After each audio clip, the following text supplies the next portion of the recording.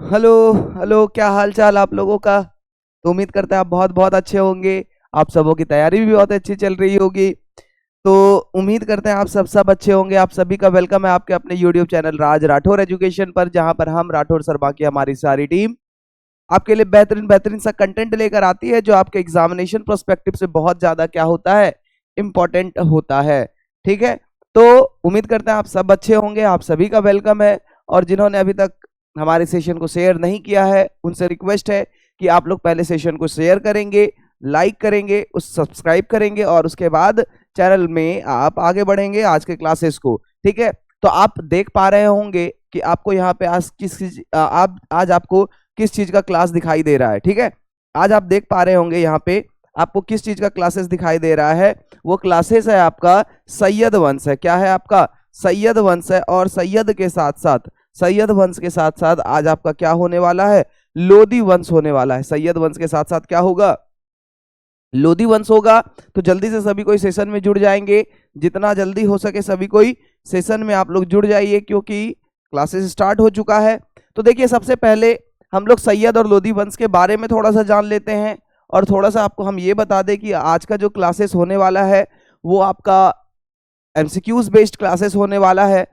तो जल्दी से सभी को ये आंसर्स भी करेंगे और साथ साथ में आप लोग क्या करने वाले हैं, आंसर के साथ साथ में आप लोग हमारे सेशन को शेयर भी करेंगे। ठीक है। तो चलिए देखिए, हम सैयद और लोधी वंश की बात करते हैं।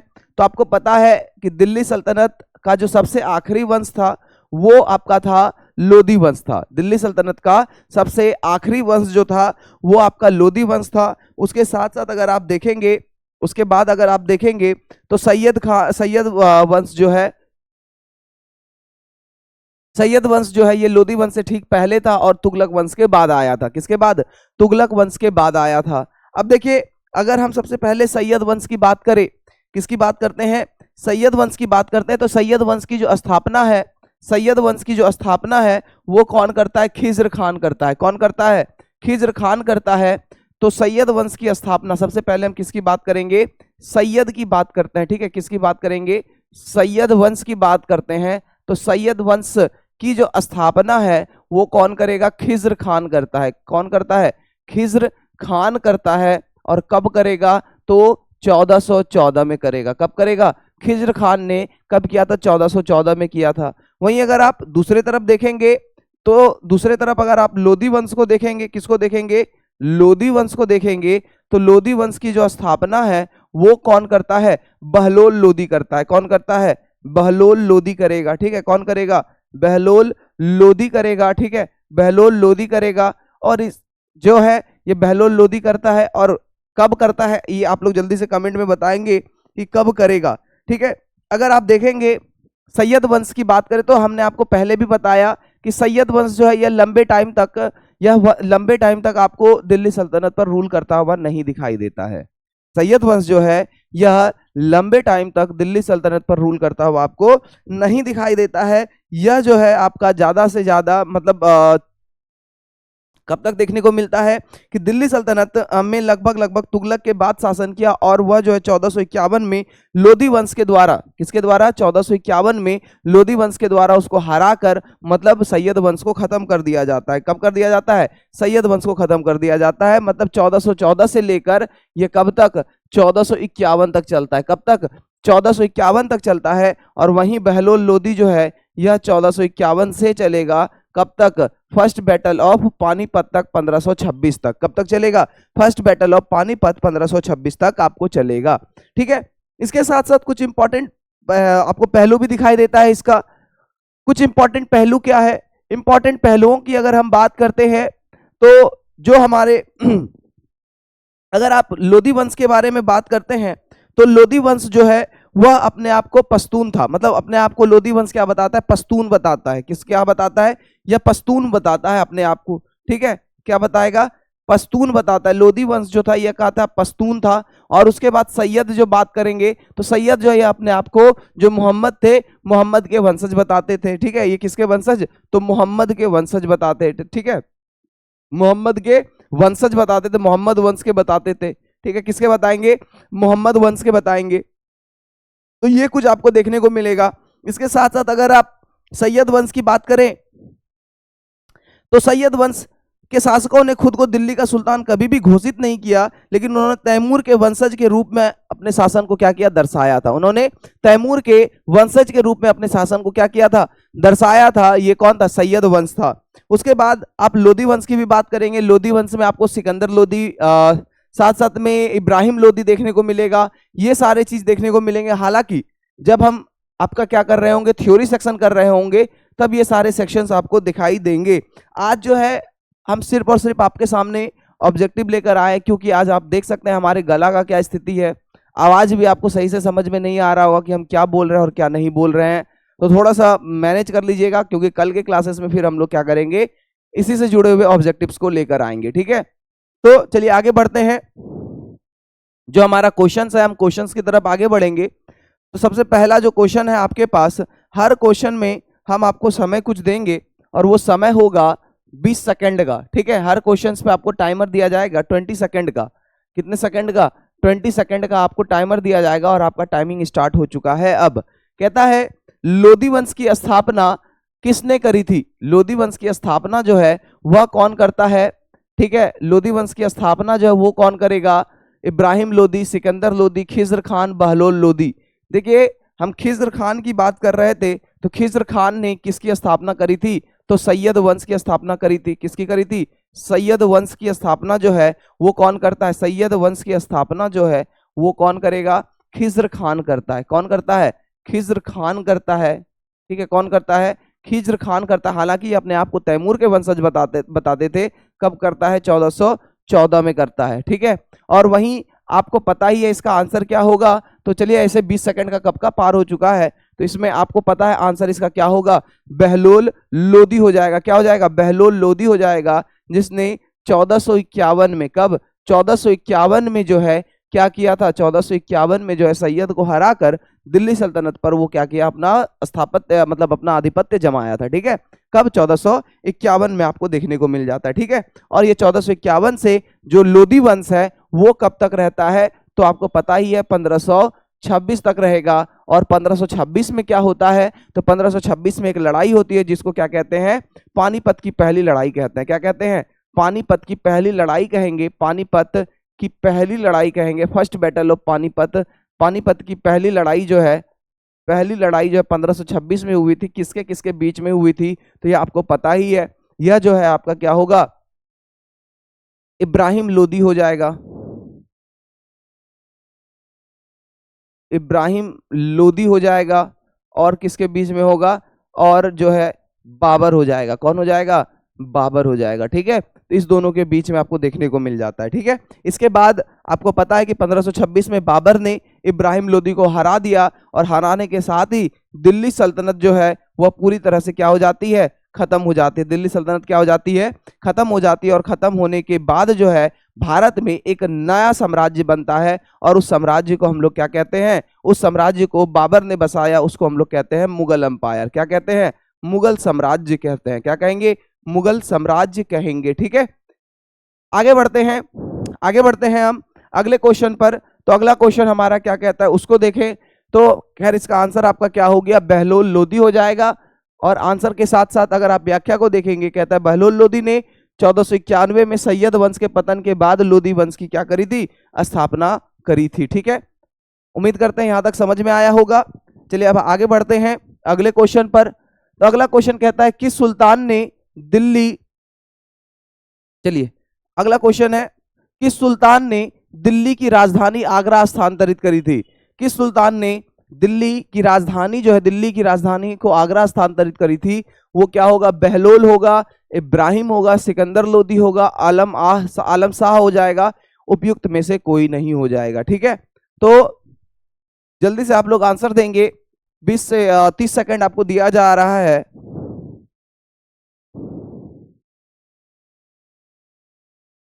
चलिए आपका टाइम खत्म हो गया है। अब अगर आप देखेंगे इसके साथ साथ अगर आपको हम कुछ और बताएं, तो आपको पता है कि किस सुल्तान ने, एक सुल्तान और भी था, एक सुल्तान और भी था जिसने, एक सुल्तान और भी था जिसने क्या किया था, जिसने जो है अपनी राजधानी को क्या किया, दिल्ली से, अपनी राजधानी को दिल्ली से कहां लेकर गया, दौलताबाद लेकर गया। कहां लेके गया, दौलताबाद लेके गया। और वो सुल्तान कौन था? तो वो सुल्तान आपको पता है कौन होगा? मोहम्मद बिन तुगलक होगा। कौन होगा? मोहम्मद बिन तुगलक हो जाएगा। कौन हो जाएगा? मोहम्मद बिन तुगलक हो जाएगा। ठीक है, कौन हो जाएगा? मोहम्मद बिन तुगलक हो जाएगा। ठीक है, तो ये चीज आपको पता ही है। इसके बाद अगर हम इस आंसर की बात करते हैं तो दिल्ली की राजधानी को आगरा किसने हस्तांतरित किया था? तो ये हो जाएगा आपका सिकंदर लोदी हो जाएगा। क्या हो जाएगा? सिकंदर लोदी हो जाएगा। ठीक है, कहता है सिकंदर लोदी ने 1504 में, कब? 1504 में गंगा के मैदान पर नियंत्रण मजबूत करने के लिए अपनी राजधानी को कहां बसाया? आगरा बनाया। ठीक है, अपनी राजधानी को कहां लेकर गया? तो आगरा लेकर गया था। ठीक है, चलिए अब अगले क्वेश्चंस की तरफ बढ़ते हैं। अगला क्वेश्चन हमारा क्या कहता है? तीसरा नंबर का क्वेश्चन कहता है पानीपत का जो प्रथम युद्ध है वह किसके अंत का प्रतीक है? चलिए ये सब एकदम इजी क्वेश्चन है, तो आप लोग को समय दिया जाता है 10 से 15 सेकंड दिया जाएगा। पूरा गला का एकदम हालत खराब है। चलिए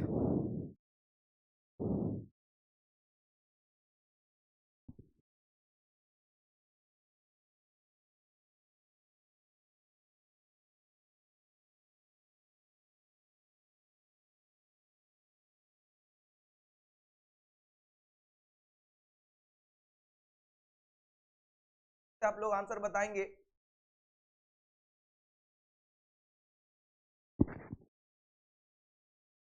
चलिए आपका टाइम खत्म हो गया है, टाइम अप हो गया।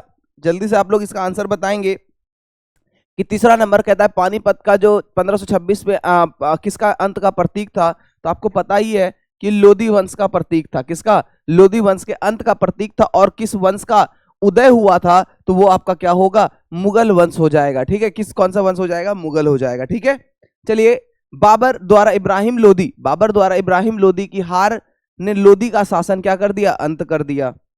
चलिए आगे बात करते हैं। कहता है सिकंदर लोदी ने भूमि माप की किस इकाई को प्रचलित किया था? सिकंदर लोदी ने भूमि माप के किस इकाई को क्या किया था? प्रचलित किया था। तो जल्दी से आप लोग इसका आंसर देंगे कि किस इकाई को प्रचलित किया था? भूमि माप के किस इकाई को प्रचलित किया था? जल्दी से आप लोग इसका आंसर देंगे।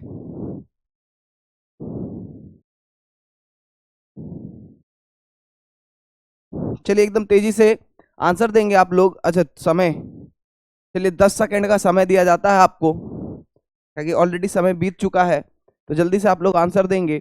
और आंसर क्या होगा? गज ए सिकंदरी होगा, इलाही गज हो जाएगा, दस्तूर ए आलम हो जाएगा, जब्त प्रणाली हो जाएगा, या फिर उपयुक्त में से कोई नहीं हो जाएगा। तो देखिए सिकंदर लोदी ने भूमि माप की किस इकाई को प्रचलित किया था? वो गज ए सिकंदरी हो जाएगा। क्या हो जाएगा? गज ए सिकंदरी हो जाएगा।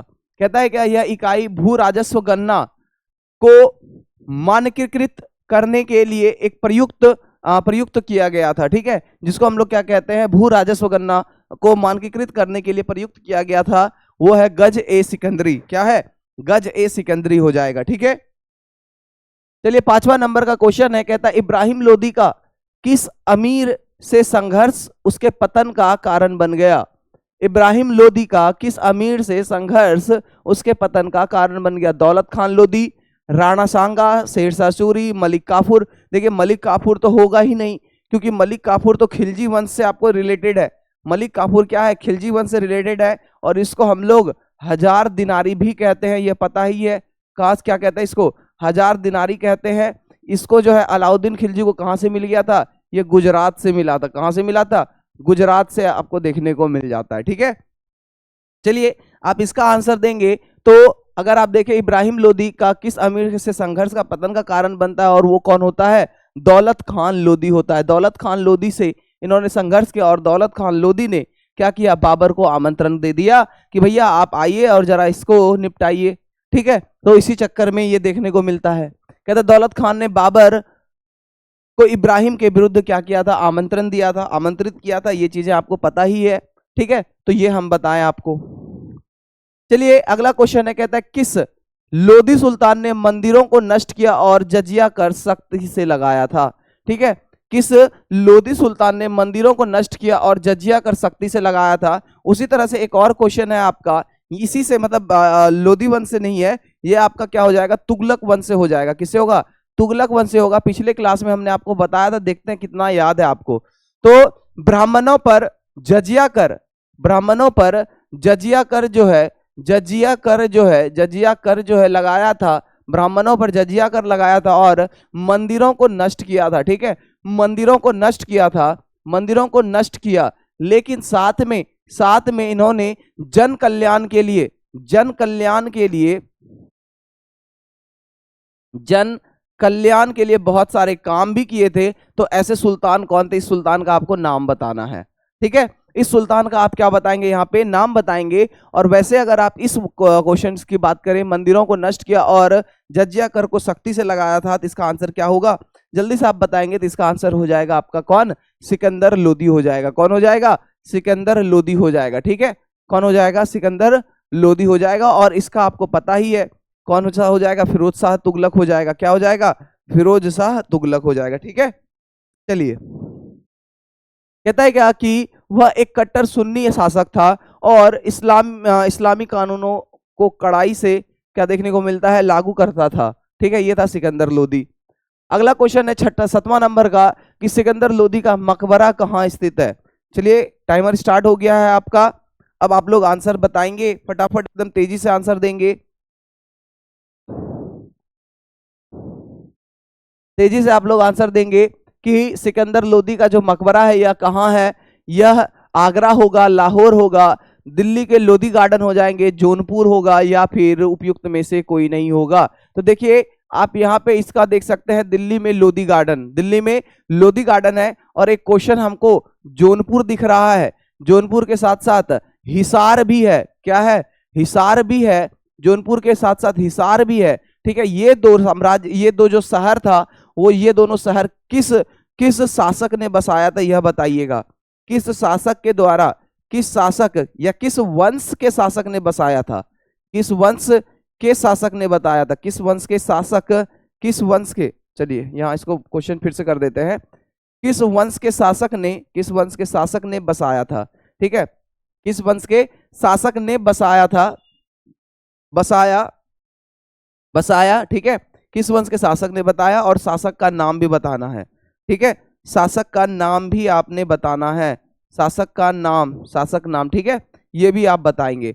तो ये आप दोनों बताएंगे। ठीक है, चलिए अब आगे बढ़ते हैं हम अगले क्वेश्चंस की तरफ। तो अगला क्वेश्चन कहता है दिल्ली के लोधी गार्डन में आपको देखने को मिलता है। चलिए, अगला क्वेश्चन है 8वां नंबर, लोधी वंश मुख्य रूप से किस समुदाय से संबंधित था? लोधी वंश जो है मुख्य रूप से किस समुदाय से संबंधित था? तो लोधी वंश किस समुदाय से संबंधित है? टाइमर आपका स्टार्ट हो चुका है। तो जल्दी जल्दी से आप लोग इसका आंसर देंगे कि यह एक अफगानी था, फारसी था, तुर्की था, और अरब था, या फिर उपयुक्त में से कोई नहीं था। देखिए, जल्दी से आप लोग इसका आंसर बताएंगे।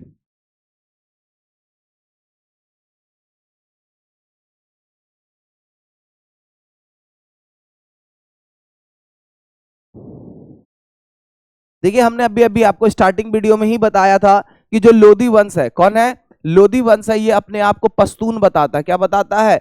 पश्तून आपको बताता है। और पश्तून जो है अधिकतर आपको कहाँ देखने को मिलता है? अफगान में आपको देखने को मिलता है। कहाँ देखने को मिलेगा? अफगान में देखने को मिलेगा। तो हम सीधा सीधा यह भी कह सकते हैं कि लोधी वंश जो है यह कहाँ से था? यह मुख्य रूप से अफगान समुदाय से था। कहाँ से था? अफगान समुदाय से आपको देखने को मिल जाता है। लोधी वंश जो है मुख्य रूप से कौन से समुदाय से? अफगान समुदाय से था। यह अफगान में आपको देखने को मिल जाएगा। ठीक है, चलिए आगे बात करते हैं। अफगान से हो गया। लोधी दिल्ली से पहले कहाँ था? अफगान का शासक था। 10वां नंबर क्वेश्चन है, कहता बहलोल लोधी ने सत्ता संगठित करने के लिए क्या रणनीति अपनाई थी? सत्ता संगठित करने के लिए क्या रणनीति अपनाई थी? एकदम जल्दी से आप लोग आंसर बताएंगे। राजपूत राजकुमारियों से विवाह करना, अफगान अमीरों की भर्ती करना, किले बनवाना, विजयनगर के साथ गठबंधन होगा, उपयुक्त में से कोई नहीं हो जाएगा। आप लोग जल्दी से इसका आंसर देंगे। 30 सेकंड आपके पास है।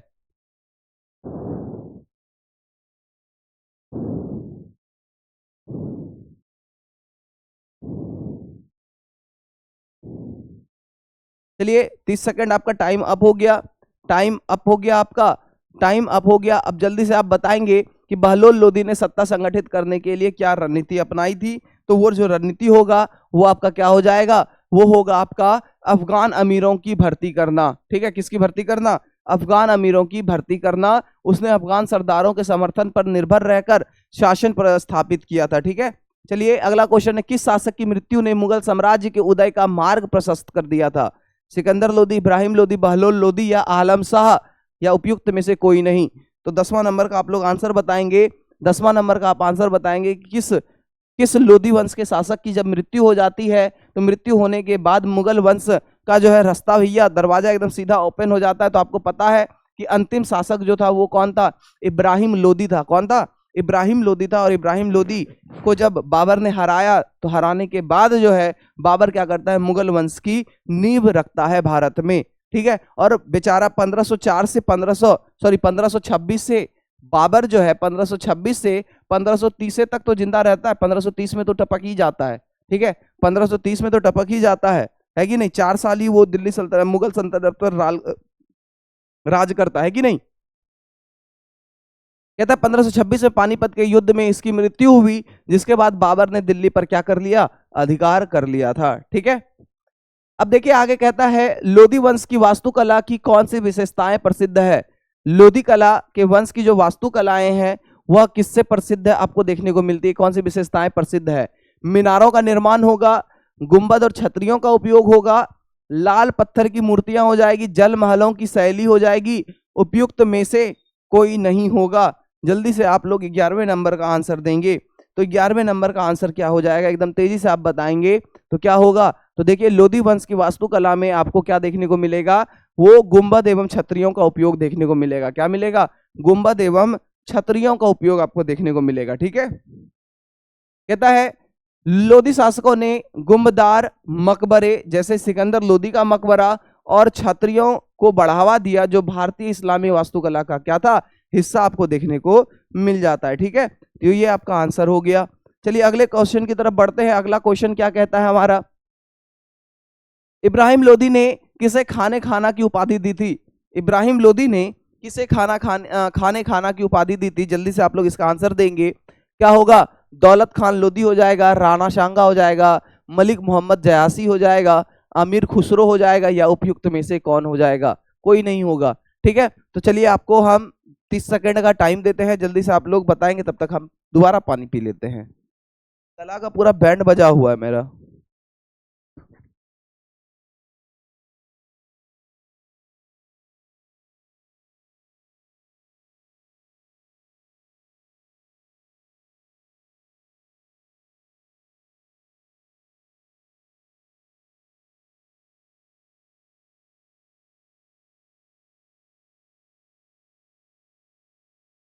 चलिए, तो हम आगे बात कर रहे हैं, 12वें नंबर क्वेश्चन की तरफ बढ़ रहे हैं। तो 12वें नंबर का क्वेश्चन में क्या कहता है? इब्राहिम लोदी ने किसे अपना खाने खाना की उपाधि दी थी? तो वो कौन हो जाएगा? राणा सांगा हो जाएगा। कौन हो जाएगा?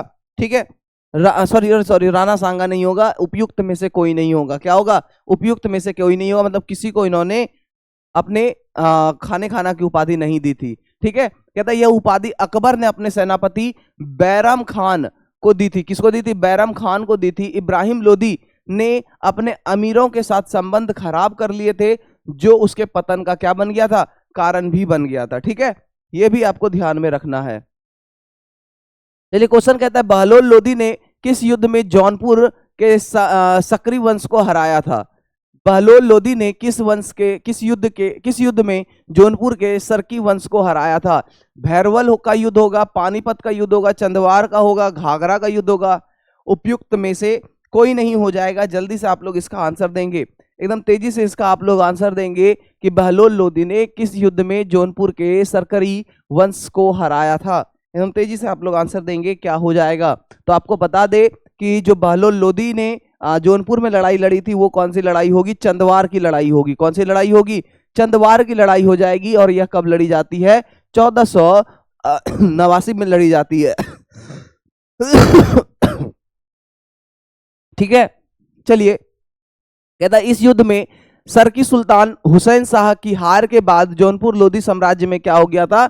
शामिल हो गया था। ठीक है, चलिए आगे बात करते हैं। अब सैयद वंश पर आते हैं थोड़ा सा। तो सैयद वंश में क्या कहता है क्वेश्चन? सैयद वंश में क्वेश्चन क्या कहता है, कहता है सैयद वंश के शासन को किस नाम से जाना जाता है। सैयद वंश के शासन को किस नाम से जाना जाता है। स्वर्ण युग होगा, संक्रमण काल होगा, विजयनगर का युग होगा, धार्मिक क्रांति होगा, या उपयुक्त में से कोई नहीं होगा। देखिए आपका सैयद वंश जो है ये बहुत कम वंश तक देखा जाता है, बहुत कम समय तक के लिए देखा जाता है। ठीक है, सैयद वंश जो है ये दिल्ली सल्तनत में बहुत कम समय देखा जाता है, और उतना ज्यादा आप इसका कभी वो सुनते भी नहीं होंगे कि इस राजा ने ये कर दिया, उस राजा ने वो कर दिया था। तो सैयद वंश में उतना नहीं देखने को मिलता है, क्योंकि ये लोग अपने आप को मोहम्मद के वंशज बताते हैं। किसके वंशज बताते हैं? मोहम्मद के वंशज बताते हैं। इसीलिए जो है हम इसको क्या कहते हैं, संक्रमण काल कहते हैं। क्या कहते हैं? मतलब सैयद वंश जो है इसको हम लोग संक्रमण काल कहते हैं। क्या कहते हैं? संक्रमण काल। सैयद वंश ने तैमूर के आक्रमण के बाद दिल्ली सल्तनत को अस्थिरता से उबारने का प्रयास किया, इसलिए इसे संक्रमण काल कहा जाता है। इसलिए इसे क्या कहा जाएगा? संक्रमण काल कहा जाएगा। कहता है खिज्र खान ने किसके नाम से सिक्के जारी किए थे। खिज्र खान ने किसके नाम के सिक्के जारी किए थे? और आपको पता है खिज्र खान कौन है? खिज्र खान ने ही क्या किया था? सैयद वंश की स्थापना भी करी थी। ठीक है, खिज्र खान ही सैयद वंश के क्या थे? सैयद वंश के संस्थापक थे। ठीक है, खिज्र खान ही सैयद वंश के क्या होते हैं? संस्थापक होते हैं। खिज्र खान क्या होते हैं? सैयद वंश के संस्थापक होते हैं। ठीक है, चलिए तो आप जल्दी से बताएंगे अपने स्वयं के नाम से, तैमूर के नाम से, फिरोज शाह तुगलक के नाम से, अलाउद्दीन खिलजी के नाम से, उपयुक्त में से किसी के नाम से नहीं। ठीक है, तो आपको पता ही है कि खिज्र खान ने अपने तैमूर वंश से ही मतलब एक तरह से वो रिश्ता नाता जोड़ लिया। तो हम यह बोल सकते हैं कि तैमूर के नाम से, किसके नाम से? तैमूर के नाम से कहा जाता है, तैमूर खान नाम से। खिज्र खान ने तैमूर के का सेनापति था। खिज्र खान किसका सेनापति था? तैमूर का सेनापति था, इसलिए उसने तैमूर के नाम पर क्या करवाया? सिक्का ही चलवा दिया। ठीक है, चलिए आगे बात करते हैं। कहता है सैयद वंश का अंतिम शासक कौन था? मुबारक शाह, मोहम्मद शाह, आलम शाह, खिज्र खान। खिज्र खान तो संस्थापक था, तो यह तो होगा नहीं। ठीक है, पहला नंबर ऑप्शन तो ऐसे ही सर, डी नंबर तो ऑप्शन गलत हो गया। अब आप बताएंगे ए, बी, सी और ई में से कौन हो जाएगा। तो आपको टाइम चलिए स्टार्ट हो गया, 30 सेकेंड।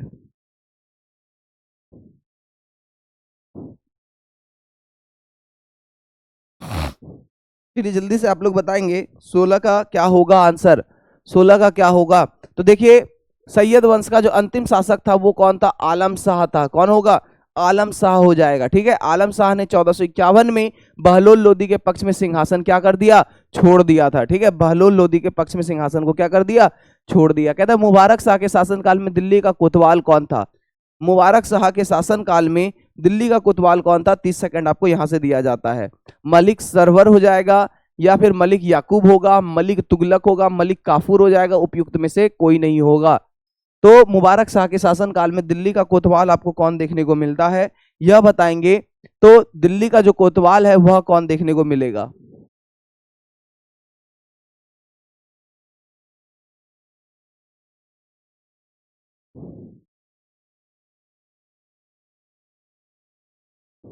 चलिए जल्दी से आप लोग बताएंगे, तो उम्मीद करते हैं आपको आंसर आ गया होगा। मलिक याकूब हो जाएगा। कौन हो जाएगा? मलिक याकूब हो जाएगा। ठीक है, अब आगे देखते हैं। कहता है मलिक याकूब ने मुबारक शाह के समय दिल्ली की क्या करी थी? सुरक्षा संभाली थी। आगे है आपका सैयद वंश ने कितने वर्षों तक शासन किया था? तो आप 1414 से लेकर 1451 कर लीजिए। ठीक है, 1414 से 1451 कर लीजिए, तो इसका आंसर आपको निकल जाएगा। इसका आंसर आपका निकल जाएगा तो लगभग हम 37 वर्ष बोल सकते हैं। लगभग कितने वर्ष बोल सकते हैं? 37 वर्ष बोल सकते हैं। इसको घटाकर देख भी लेते हैं। ठीक है, इसको घटाकर देख भी लेते हैं। एक इसमें चला गया तो 11 में 7 गया, 7 4 11 हो गया, और 4 में 1 गया, 3 हो गया, ये खत्म हो गया। तो टोटल कितना साल हो गया? 37 वर्ष हो गया। तो 37 साल हो गया आपका। ठीक है, 37 वर्ष हो जाएगा। क्या हो गया? 37 वर्ष हो गया। तो यह आपको ध्यान में रखना है। चलिए आगे बात करते हैं। कहता है खिज्र खान ने किस सल्तनत को पुनर्जीवित करने का दावा किया? खिज्र खान ने किस सल्तनत को पुनर्जीवित करने का दावा किया था? वो तुगलक वंश हो जाएगा, खिलजी वंश हो जाएगा, लोधी वंश हो जाएगा, मुगल साम्राज्य हो जाएगा, या फिर उपयुक्त में से कोई नहीं होगा।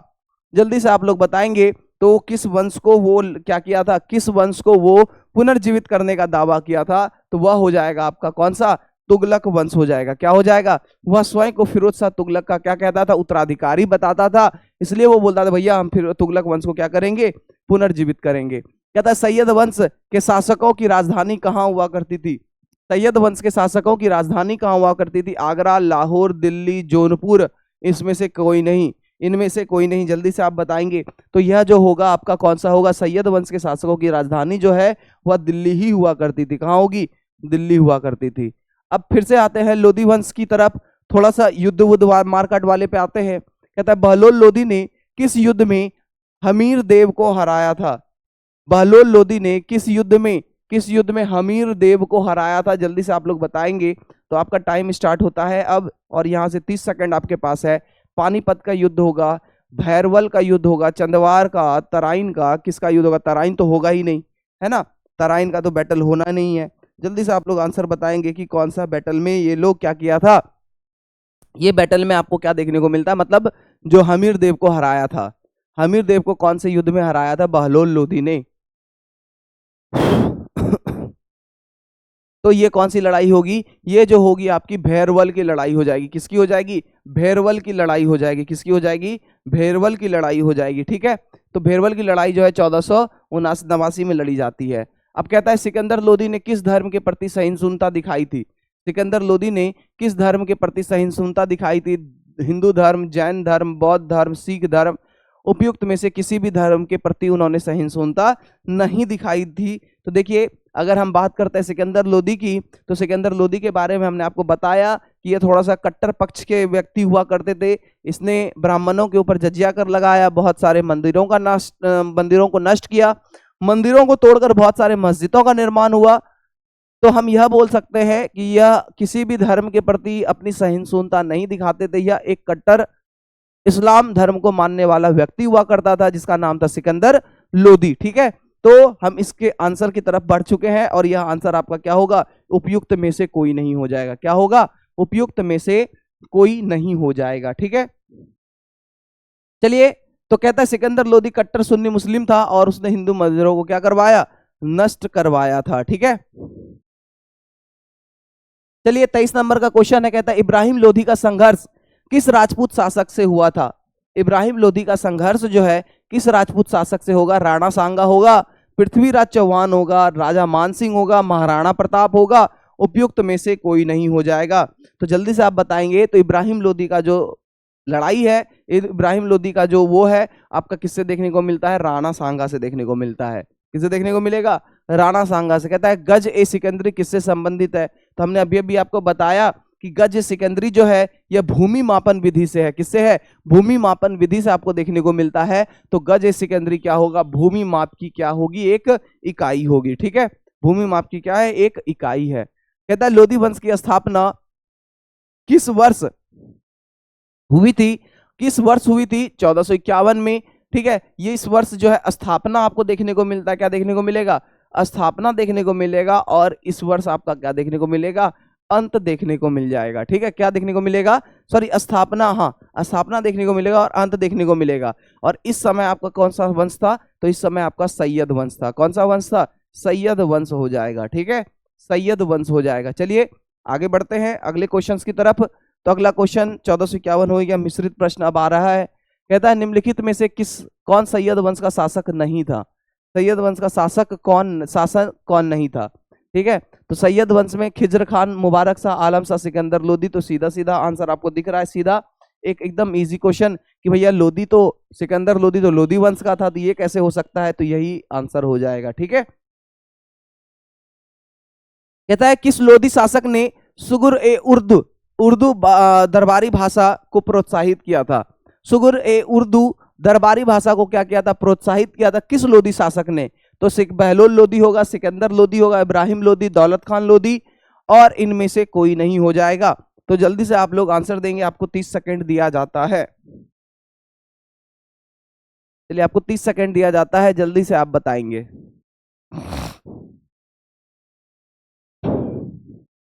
एकदम तेजी से आप लोग आंसर बताएंगे कि सुगुर उर्दू जो है दरबारी भाषा किसने दी जाती है? जल्दी से आप लोग एकदम आंसर देंगे फटाफट तेजी से।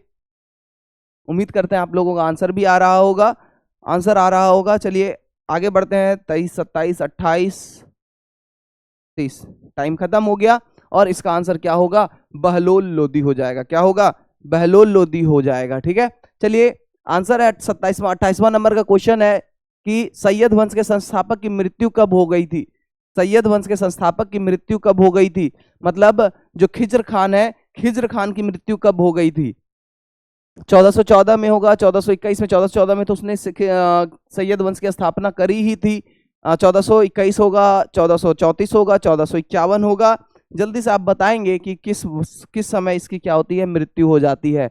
तो सैयद वंश के जो संस्थापक थे कौन थे, खिज्र खान होंगे। कौन होंगे, खिज्र खान हो जाएंगे। कौन हो जाएंगे, खिज्र खान हो जाएंगे। ठीक है, खिज्र खान हो जाएंगे। खिज्र खान की जो मृत्यु है यह आपका 1421 में हो जाता है। कब हो जाता है, 1421 में इसकी मृत्यु आपको देखने को मिल जाती है। ठीक है, कब देखने को मिलती है इसकी मृत्यु, 1421 में आपको देखने को मिल जाएगी। ठीक है, चलिए अगला क्वेश्चन है, तो खिज्र खान ने किस सुल्तान के अधीन सेवा की थी। खिज्र खान ने, आपको हम अभी बताए थे कि खिज्र खान जो है, खिज्र खान जो है यह किसका साथ सेनापति हुआ करता था, तैमूर का। किसका, खिज्र खान जो है, खिज्र खान जो है यह तैमूर का सेनापति हुआ करता था। तैमूर का सेनापति जो होगा वो कौन होगा, तैमूर का सेनापति जो होगा वह खिज्र खान होगा। तैमूर का सेनापति कौन था, खिज्र खान था। ठीक है, कौन होगा, खिज्र खान हो जाएगा। ठीक है, कौन हो जाएगा, खिज्र खान हो जाएगा। तो यह किसके अधीन सेवा करी थी, तो वह हो जाएगा तैमूर लंग। कौन हो जाएगा, तैमूर लंग हो जाएगा। कौन सा हो जाएगा, तैमूर लंग हो जाएगा। एक सेकंड रुकिएगा थोड़ा सा। यस मित्र बोलो, स्टूडियो में।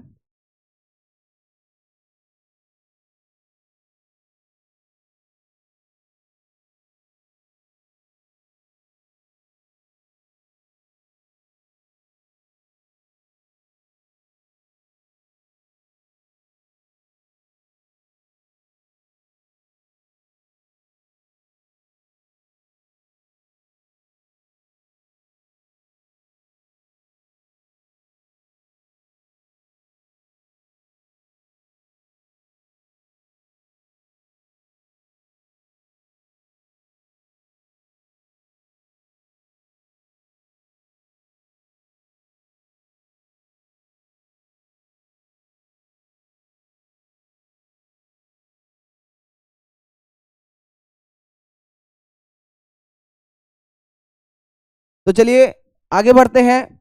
तैमूर लंग हो गया। तैमूर लंग मतलब खिज्र खान तैमूर का सहयोगी था और उसने दिल्ली पर क्या किया, उसके आक्रमण के बाद शासन को क्या किया, संभाला था। कहता है सैयद वंश के दौरान किस शहर को सिराज ए हिंद कहा जाता था। किस शहर को सिराज ए हिंद कहा जाता था। जल्दी से आप लोग आंसर देंगे। जौनपुर को, दिल्ली को, लाहौर को, आगरा को, उपयुक्त में से कोई नहीं।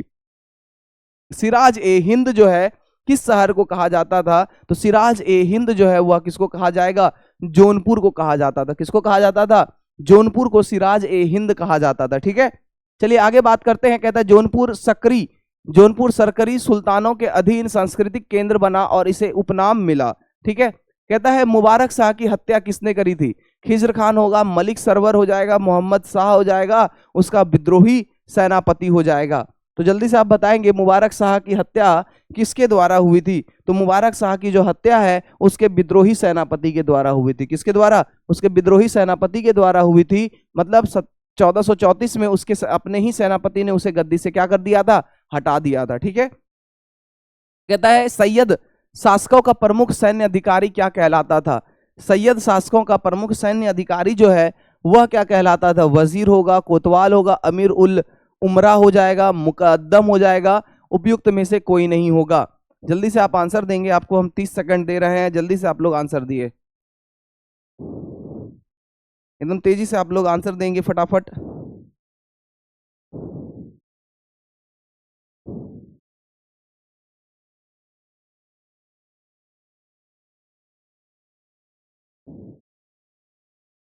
एकदम फटाफट आंसर देंगे। चलिए 20 सेकंड काफी है इस क्वेश्चन के लिए। तो इसका आंसर क्या होगा, सैयद वंश का जो प्रमुख सैन्य अधिकारी क्या कहलाता था। वजीर होगा, कोतवाल होगा, अमीर उल उमरा हो जाएगा, मुकद्दर होगा, उपयुक्त में से कोई नहीं। उम्मीद करते हैं आप लोगों का क्या आ रहा होगा, आंसर भी आ रहा होगा। तो इसका आंसर क्या हो जाएगा, अमीर उल उमरा हो जाएगा। क्या कहलाएगा, अमीर उल उमरा कहलाता था। ठीक है, चलिए आगे बढ़ते हैं। कहता है इब्राहिम लोदी ने किसे पंजाब का गवर्नर नियुक्त किया था? तो इब्राहिम लोदी ने पंजाब का जो गवर्नर है उसे किसे नियुक्त किया था? दौलत खान लोदी को किया था। किसको किया था?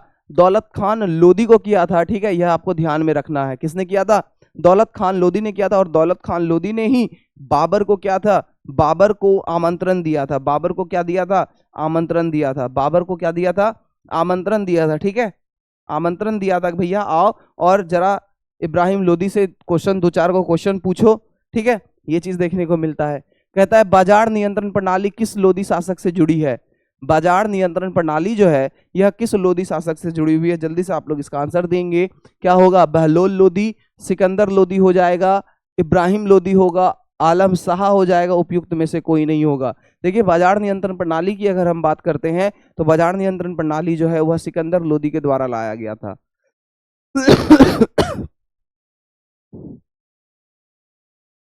ठीक है, किसके द्वारा लाया गया था? सिकंदर लोदी के द्वारा लाया गया था। उसने मूल्य नियंत्रण और उचित व्यापार प्रथाओं को क्या किया था? लागू किया था। ठीक है, चलिए आगे बात करते हैं। कहता है लोदी वंश के संदर्भ में अफगान सरदारी प्रथा का क्या अर्थ है? लोदी वंश के संदर्भ में अफगान सरदारी प्रथा का क्या अर्थ है? धार्मिक सहिष्णुता, सैन्य शक्ति पर जोर, सामूहिक निर्णय लेना, केवल अफगानों को पद देना, उपयुक्त में से कोई नहीं। जल्दी से आप बताएंगे इसका आंसर क्या हो जाएगा? जल्दी से आप बताएंगे इसका आंसर क्या हो जाएगा? तो अगर हम बात करते हैं लोदी वंश के संदर्भ में अफगान सरदारी प्रथा का क्या अर्थ होता है, तो अफगान सरदारी प्रथा का अर्थ होता है सामूहिक निर्णय लेना। क्या लेना? सामूहिक निर्णय लेना, यह अफगानी प्रथा का अर्थ हो जाता है। ठीक है, चलिए कहता है अफगान सरदारों की सलाह से शासन को क्या करना? चलाया जाना, इसी को हम लोग कहते हैं। कहता है सिकंदर लोदी ने किस भाषा को राज्य श्रेय दिया था? सिकंदर लोदी ने किस भाषा को क्या दिया था? राज्य श्रेय दिया था। यह जल्दी से आप लोग बताएंगे। तो राज्य श्रेय जो है यह किस भाषा को दिया जाता है? संस्कृत, फारसी, अरबी, ब्रज भाषा, उपयुक्त में से कोई नहीं।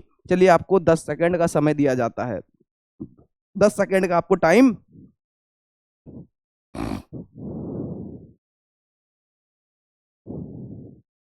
चलिए टाइम आपका खत्म हो गया।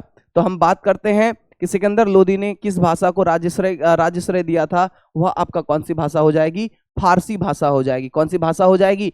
फारसी भाषा आपको देखने को मिल जाती है। ठीक है, चलिए आगे बात करते हैं। 37वां नंबर क्वेश्चन, निम्नलिखित में से कौन सा युग्म सही नहीं है? इसको आप देखिएगा तो युग्म कौन सा सही नहीं, पहले आप लोग इसको बनाइए, उसके बाद हम बनाएंगे। इस क्वेश्चन में हम आपको थोड़ा सा 40 सेकंड एक्स्ट्रा, 40 सेकंड देंगे, 10 सेकंड एक्स्ट्रा देंगे। जल्दी से आप लोग पहले इस क्वेश्चन को डील कीजिए। ठीक है, इस क्वेश्चन को जल्दी से आप डील करेंगे। क्वेश्चन क्या कहता है? क्वेश्चन कहता है खिज्र खान तैमूर का उत्तराधिकारी था। ठीक है, सिकंदर लोदी आगरा की स्थापना करी थी, इब्राहिम लोदी ने पानीपत की लड़ाई लड़ी थी, और बहलोल लोदी जौनपुर विजयी। उपयुक्त में से एक से भी अधिक नहीं। निम्नलिखित में से कौन सा युग्म सही नहीं है, यह बताना है आपको। ठीक है, निम्नलिखित में से कौन सा युग्म सही नहीं है, यह बताना है। ठीक है, देखिए अगर आप देखेंगे खिज्र खान जो है तैमूर का उत्तराधिकारी नहीं था, तैमूर का सेनापति था। तैमूर का क्या था? सेनापति था। ठीक है, तैमूर का सेनापति था। तैमूर लिंग जो है उसका सेनापति आपको खिज्र खान देखने को मिलता है। उसका उत्तराधिकारी का तो मतलब हम यह बोल सकते हैं कि उसका खुद का पुत्र होना चाहिए। ठीक है, तो यही हो गया। ठीक है, खिज्र खान तैमूर का उत्तराधिकारी नहीं था, क्या था? सहयोगी था, उत्तराधिकारी नहीं था। ठीक है, उत्तराधिकारी आपको नहीं था।